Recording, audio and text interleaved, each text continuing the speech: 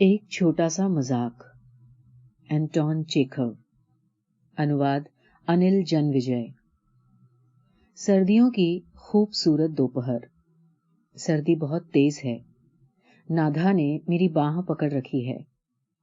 उसके घुंघराले बालों में बर्फ इस तरह जम गई है कि वो चांदनी की तरह झलकने लगे हैं। होठों के ऊपर भी बर्फ की एक लकीर सी दिखाई देने लगी है। हम एक पहाड़ी पर खड़े हुए हैं। हमारे पैरों के नीचे मैदान पर एक ढलान पसरी हुई है, जिसमें सूरज की रोशनी ऐसे चमक रही है जैसे उसकी परछाई शीशे में पड़ रही हो। हमारे पैरों के पास ही एक स्लेज पड़ी हुई है, जिसकी गद्दी पर लाल कपड़ा लगा है। चलो नाधा, एक बार फिसलें, मैंने नाधा से कहा। सिर्फ एक बार, घबराओ नहीं, हमें कुछ नहीं होगा, हम ठीक ठाक नीचे पहुंच जाएंगे। लेकिन नाधा डर रही है। यहां से, पहाड़ी की कगार से नीचे मैदान तक का रास्ता उसे बेहद लंबा लग रहा है। वो भय से पीली पड़ गई है। जब वो ऊपर से नीचे की ओर झांकती है और जब मैं उससे स्लेज पर बैठने को कहता हूं तो जैसे उसका दम निकल जाता है। मैं सोचता हूं, लेकिन तब क्या होगा जब वो नीचे फिसलने का खतरा उठा लेगी? वो तो भय से मर ही जाएगी या फिर पागल ही हो जाएगी। मेरी बात मान लो नाधा, मैंने उससे कहा। नहीं नहीं, डरो नहीं, तुम में हिम्मत की कमी है क्या? आखिरकार वो मान जाती है और मैं उसके चेहरे के भावों को पढ़ता हूं। ऐसा लगता है जैसे मौत का खतरा मोल कर ही उसने मेरी ये बात मानी है। वो भय से सफेद पड़ चुकी है और कांप रही है। मैं उसे स्लेज पर बिठाकर उसके कंधों पर अपना हाथ रखकर उसके पीछे बैठ जाता हूं। हम उस अथाह गहराई की ओर फिसलने लगते हैं। स्लेज गोली की तरह बड़ी तेजी से नीचे जा रही है। बेहद ठंडी हवा हमारे चेहरों पर चोट कर रही है। हवा ऐसे चिंघाड़ रही है कि लगता है मानो कोई तेज सीटी बजा रहा हो। हवा जैसे गुस्से से हमारे बदनों को चीर रही है। वो हमारे सिर उतार लेना चाहती है और इतनी तेज है कि सांस लेना भी मुश्किल है। लगता है मानो शैतान हमें अपने पंजों में जकड़कर गरजते हुए नर्क की ओर खींच रहा है। आसपास की सारी चीजें जैसे एक तेजी से भागती हुई लकीर में बदल गई हैं। ऐसा महसूस होता है कि आने वाले पल में ही हम मर जाएंगे। मैं तुमसे प्यार करता हूं नाधा, मैंने धीमे से कहा। स्लेज की गति धीरे धीरे कम हो जाती है। हवा का गरजना और स्लेज का गूंजना अब इतना भयानक नहीं लगता। हमारे दम में दम आता है और आखिरकार हम नीचे पहुंच जाते हैं। नाधा अधमरी सी हो रही है। वो सफेद पड़ गई है। उसकी सांसें बहुत धीमी धीमी चल रही है। मैं उसकी स्लेज से उठने में मदद करता हूं।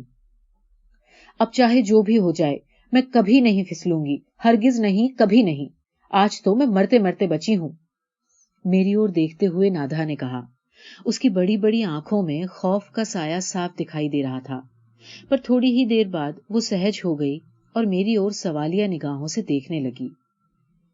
क्या उसने सचमुच वो शब्द सुने थे या उसे ऐसा बस महसूस हुआ था? सिर्फ हवा की गरज थी या वो? मैं नाधा के पास ही खड़ा हूं, सिगरेट पी रहा हूं और अपने दस्ताने को ध्यान से देख रहा हूं। नाधा मेरा हाथ अपने हाथ में ले लेती है और हम देर तक पहाड़ी के आसपास घूमते रहते हैं। ये पहेली उसको परेशान कर रही है। वो शब्द जो उसने पहाड़ी से नीचे फिसलते हुए सुने थे, सच में कहे गए थे या नहीं? ये बात वास्तव में हुई थी या नहीं? ये सच है या झूठ? अब ये सवाल उसके लिए स्वाभिमान का सवाल हो गया है, उसकी इज्जत का सवाल हो गया है, जैसे उसकी जिंदगी और उसके जीवन की खुशी इस बात पर निर्भर करती हो। ये बात उसके लिए महत्वपूर्ण है, दुनिया में शायद सर्वाधिक महत्वपूर्ण। नाधा मुझे अपनी अधीरता भरी उदास नजरों से तकती है, मानो मेरे अंदर की बात को भांपना चाहती हो। मेरे सवालों का वो कोई असंगत सा उत्तर देती है। वो इस इंतजार में है कि मैं उससे फिर वही बात शुरू करूं। मैं उसके चेहरे को ध्यान से देखता हूं। अरे, उसके प्यारे से चेहरे पर ये कैसे भाव हैं? मैं देखता हूं कि वो अपने आप से लड़ रही है। उसे मुझसे कुछ कहना है, वो कुछ पूछना चाहती है, लेकिन वो अपने ख्यालों को, अपनी भावनाओं को शब्दों के रूप में प्रकट नहीं कर पाती और झेप रही है। वो डर रही है, उसकी अपनी ही खुशी उसे तंग कर रही है। सुनिए, मुझसे मुंह चुराते हुए वो कहती है। क्या? मैं पूछता हूं। चलिए एक बार फिर फिसलें। हम फिर से पहाड़ी के ऊपर चढ़ जाते हैं। मैं फिर से भय से सफेद पड़ चुकी और कांपती हुई नाधा को स्लेज पर बिठाता हूं। हम फिर से भयानक गहराई की ओर फिसलते हैं। फिर से हवा की गरज और स्लेज की गूंज हमारे कानों को फाड़ती है। और फिर जब शोर सबसे अधिक था, मैं धीमी सी आवाज में कहता हूं, मैं तुमसे प्यार करता हूं नाधा। नीचे पहुंचकर जब स्लेज रुक जाती है तो नाधा एक नजर पहले ऊपर की तरफ ढलान को देखती है जिससे हम अभी अभी नीचे फिसले हैं। फिर दूसरी नजर वो मेरे चेहरे पर डालती है। वो ध्यान से मेरी बेपरवाह और भावहीन आवाज को सुनती है। उसके चेहरे पर हैरानी है। न सिर्फ चेहरे पर बल्कि उसके सारे हाव भाव से हैरानी झलकती है। वो चकित है और जैसे उसके चेहरे पर लिखा है। क्या बात है? वो शब्द किसने कहे थे? इसने? शायद इसी ने। या हो सकता है कि मुझे बस ऐसा लगा हो, बस ऐसे ही वो शब्द सुनाई दे दिए हों। उसकी परेशानी बढ़ जाती है कि वो इस सच्चाई से अनभिज्ञ है। ये अनभिज्ञता उसकी अधीरता को बढ़ाती है। मुझे उस पर तरस आ रहा है। बेचारी लड़की। वो मेरे प्रश्नों का कोई उत्तर नहीं देती और नाक भौं चढ़ा लेती है। लगता है कि वो रोने ही वाली है। घर चलें? मैं पूछता हूं। लेकिन मुझे तो यहां फिसलने में खूब मजा आ रहा है। वो शर्म से लाल होकर कहती है और फिर मुझसे अनुरोध करती है, और क्यों ना हम एक बार फिर फिसलें? तो उसे ये फिसलना अच्छा लगता है। पर स्लेज पर बैठते हुए तो वो पहले की ही तरह भय से सफेद दिखाई दे रही है और कांप रही है। उसे सांस लेना भी मुश्किल हो रहा है। लेकिन मैं अपने होठों को रुमाल से पोंछकर धीरे से खांसता हूं। और जब फिर से नीचे फिसलते हुए हम आधे रास्ते में पहुंचते हैं तो मैं एक बार फिर कहता हूं, मैं तुमसे प्यार करता हूं नाधा। और ये पहेली पहेली ही रह जाती है। नाधा चुप रहती है। वो कुछ सोचती है। मैं उसको उसके घर तक छोड़ने जाता हूं। वो धीमे धीमे कदमों से चल रही है और इंतजार कर रही है कि शायद मैं उससे कुछ कहूंगा। मैं ये नोट करता हूं कि उसका दिल कैसे तड़प रहा है, लेकिन वो चुप रहने की कोशिश कर रही है और अपने मन की बात को अपने दिल में ही रखे हुए है। शायद वो कुछ सोच रही है। दूसरे दिन मुझे उसका एक रुक्का मिलता है। आज जब पहाड़ी से फिसलने के लिए आप जाएं तो मुझे अपने साथ ले लें, नाधा। उस दिन से हम दोनों रोज फिसलने के लिए उस पहाड़ी पर जाते हैं और स्लेज पर नीचे फिसलते हुए हर बार मैं धीमी आवाज में वही शब्द कह देता हूं, मैं तुमसे प्यार करता हूं नाधा। जल्दी ही नाधा को इन शब्दों का नशा सा हो जाता है। वैसा ही नशा जैसा शराब या मॉर्फिन का नशा होता है। वो अब इन शब्दों की खुमारी में रहने लगी है। हालांकि उसे पहाड़ी से नीचे फिसलने में पहले की ही तरह डर लगता है, लेकिन अब भय और खतरा मोहब्बत से भरे उन शब्दों में एक नया स्वाद पैदा करते हैं, जो पहले की तरह उसके लिए एक पहेली बने हुए हैं और उसके दिल को तड़पाते हैं।